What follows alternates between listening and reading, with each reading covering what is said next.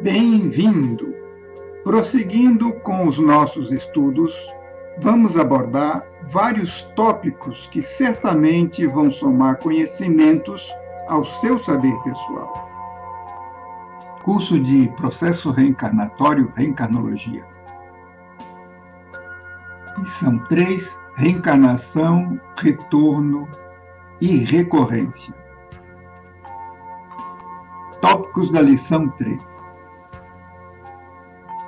Introdução, lei de recorrência, evidências documentais, Gita, filósofo grego, recorrência e reencarnação, reencarnação compreendendo melhor, retornos e vocações, fisionomia na futura existência, vivência de um paranormal, recapitulações aborrecedoras, como transcender as repetições, TV Praxis 3 e leia na próxima lição.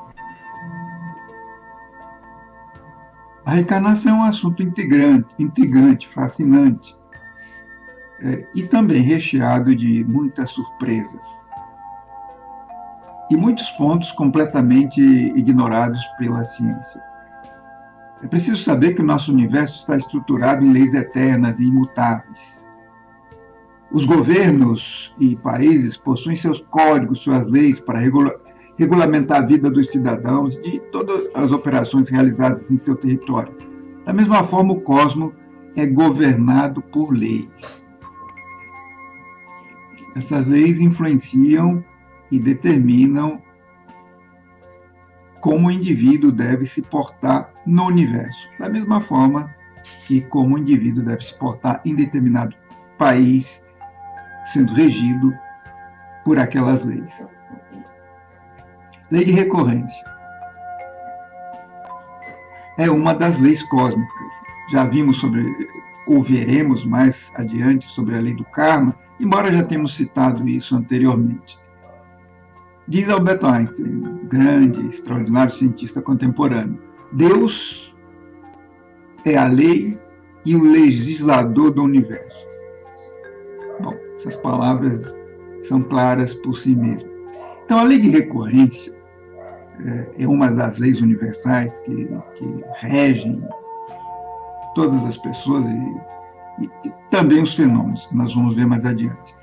A palavra recorrência quer dizer, indicando repetição, ocorrência, do latim, ocorrer, quer dizer, a coisa que acontece uma vez, e uma segunda vez, e uma terceira vez, ou seja, recorre. Recorrência, então, significa isso. Um fato, um evento que sucede uma segunda, uma terceira, uma quarta vez, várias vezes, né? E vemos que nossa vida é, de certa maneira, uma repetição.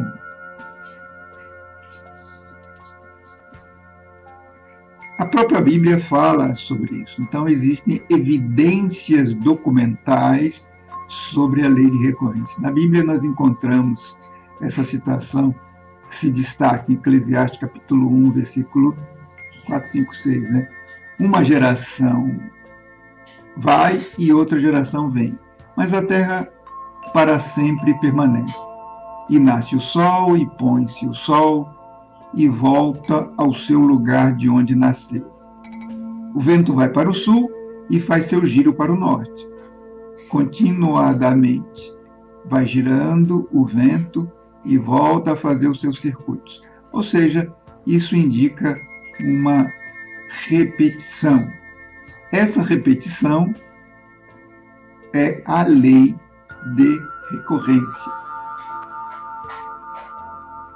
Baseado nisso, podemos afirmar, sem medo de erro, que a nossa vida atual é uma repetição da vida anterior, agravada ou melhorada, dependendo dos nossos atos. Então, é preciso refletir sobre isso para que cada um de nós consiga entender melhor por que a nossa vida é como é. A nossa civilização atual, por exemplo, é uma repetição daquilo que é conhecido como a civilização Atlântida ou Atlântida. Então, aí está a repetição não só no indivíduo, como também coletivamente. O Gita também, o Bhagavad Gita, é um livro sagrado dos hindus, com mais de 6.000 anos de existência. Milhões de hindus seguiam espiritualmente pelos ensinamentos do Gita. E o próprio Gita também cita essa repetição, que recomendo que você leia com toda atenção e reflita. Nós encontramos citações da lei de recorrência, ou a lei das repetições, feitas por vários autores. Entre eles está o Dr. Samuel Weor, que cita sobre isso, sobre a reencarnação, sobre a recorrência. Vale a pena ler esse trecho elucidativo.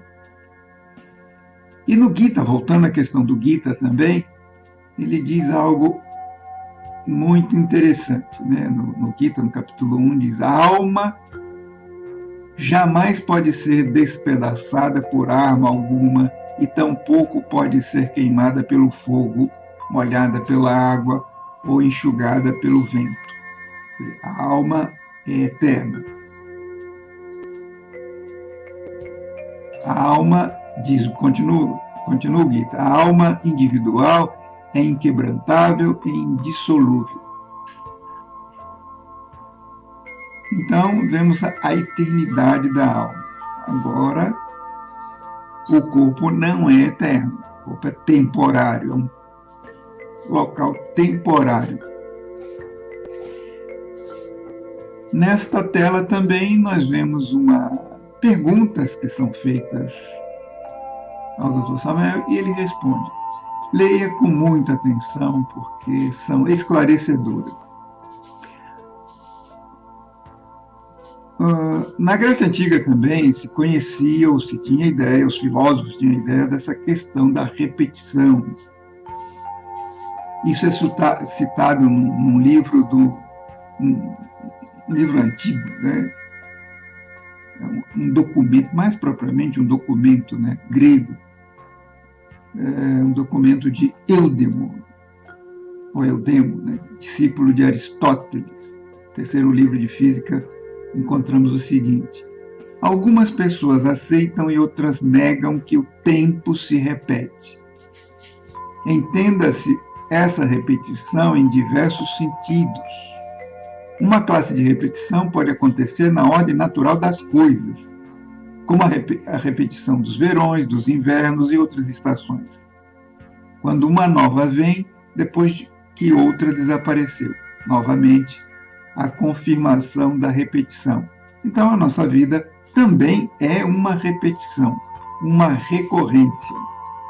E aí entra a recorrência e reencarnação. A reencarnação é uma recorrência de nossa vida. Então, a nossa vida atual é aproximadamente parecida com a vida anterior. Como já dissemos anteriormente, agravada ou suavizada dependendo dos nossos atos. A reencarnação compreendendo melhor. A lei do retorno é aplicável ao ser humano comum, ou seja, essência de alma envolta num ego, que não construiu os chamados corpos existenciais superiores do ser e tampouco despertou a consciência. A lei do retorno é 100% mecânica. Então, essa lei do retorno, ela é automática, é mecânica em sua característica natural. E para que isso se modifique, necessitamos modificar dentro de nós. Existe, na verdade, uma diferença entre retorno e recorrência. Retorno é comum a todos os seres humanos. E a reencarnação tem uma conotação, sob o ponto de vista filosófico, ligeiramente diferente. É aplicado ou aplicável àqueles que conseguiram a transcendência, que aos poucos nós vamos falando disso em futuras lições. É interessante notar sobre recorrência e retornos, ou retornos e vocações, porque que certas pessoas têm certas vocações. É chamada crianças gênios, né? Como Thomas Edison, que aos 10 anos já inventava alguma coisa. Pasteur também, Louis Pasteur, com idade de 8 anos, incompletos, descobriu uma fórmula prática para manipular a lei do isossincronismo do pêndulo. Liszt, também, um grande compositor, já tocava habilmente aos 6 anos. Nicolau Copérnico também já conhecia dezenas de estrelas aos 5 anos. Então, as vocações de cada pessoa é resultante da experiência vivida em determinado campo, de arte ou ciência, em vidas anteriores. Por essa razão, a pessoa já nasce com aquela predisposição a aprender rapidamente determinadas atividades. Como será a fisionomia na futura existência? Quando uma pessoa desencarna, quando ela morre, ela emite um desenho eletropsíquico. Essa imagem é o código genético do moribundo, ou código energético do moribundo, que, por sua vez, vai influenciar a construção genética. Influenciar, não determinar, influenciar. Então, a desintegração dos elementos do velho corpo origina uma vibração padrão que passa através do espaço e do tempo. E essa onda vibracional é portadora do desenho do falecido, com todos os seus valores positivos e negativos. Da mesma forma que uma imagem gerada na estação de televisão é irradiada através do espaço e captada pelo aparelho em nossa casa. Então, é isso que determina como será a futura aparência. E quantas vidas teremos? Todas as pessoas têm inúmeras vidas? Não, tudo está de acordo com a lei do universo. Todo o universo marcha de acordo com a lei do número, peso e medida. Tradicionalmente, conhece-se que o ser humano, a cada alma humana é conferido 108 vidas, ou 108 oportunidades de ocupar a forma humana. Essa cifra tem um valor, tem uma menção, mais ou menos, uma menção em vários trechos filosóficos ou religiosos, que você pode ver e lê-lo aqui nessa lição com detalhe. Aqui é uma visão de um paranormal. O paranormal, que citamos, destacamos aqui, é o Dr. Samuel Aunveot, e ele descreve aqui uma vivência dele. Vale a pena ler para que você entenda melhor o assunto. Veja que, no caso do curso, essas explicações que damos são sintéticas. Você deverá ler o trecho ou os textos da lição para que possa absorver mais elementos. Porque cada assunto desse pode ser desdobrado em várias horas de estudo e explicações. Então, se fôssemos fazer uma gravação desse tipo, levaria muito tempo. E não é o objetivo, já que nós temos as explicações verbais e também a lição escrita, no qual você poderá absorver mais elementos. Recapitulações aborrecedoras.